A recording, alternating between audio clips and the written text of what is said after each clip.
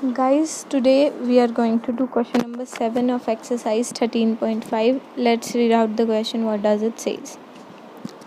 A godown measures 40 meter into 25 meter into 15 meter. Means there is a godown and that godown is in the shape of a cuboid whose length, breadth and height are given. That means dimensions. Find the maximum number of wooden crates. What we need to find? Maximum number of wooden crates, each measuring. That means wooden crates dimensions are also given, LB and H, that can be stored in the godown. Means there is a godown which is in the shape of a cuboid whose dimensions are given, and there is the crates which is also in the shape of a cuboid and we have the dimensions, and we have to store those crates in the godown, and we need to find how much crates of given dimensions can be stored in that godown. What we'll do, we'll simply find the volume of the godown and the volume of the crates, and we'll divide both of them and we'll get the maximum number of crates. So let's start with the solution. Okay, many of you will be asking why I have find the volume, because take an example that you have a vessel which is in the shape of cylinder or any shape, and you have to pour milk into it, and how much milk will it contain? You will find the volume. That's why. So length of godown L is 40 meter, breadth P 25 meter, height H is 15 meter. Now we will find the volume of godown. Godown is in the shape of a cuboid, so formula will be LBH. We'll substitute the values, 40 multiply 25 multiply 15 meter cube. We will leave it here because we need to solve it further. And we need to find how many crates can be stored.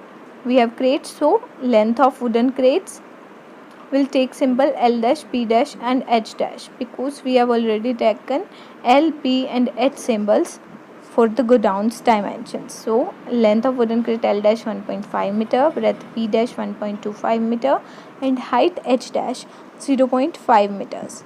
So volume of wooden crates is also in the shape of a cuboid. Formula will be L dash multiply B dash multiply H dash. Now we will substitute the values. We will leave it here because we need to divide. So maximum number of crates that can be stored in the godown, or maximum number of crates required, will divide the volume of godown to the volume of crates and we'll get the maximum number of crates. So we'll substitute the values of volume of godown and volume of crates.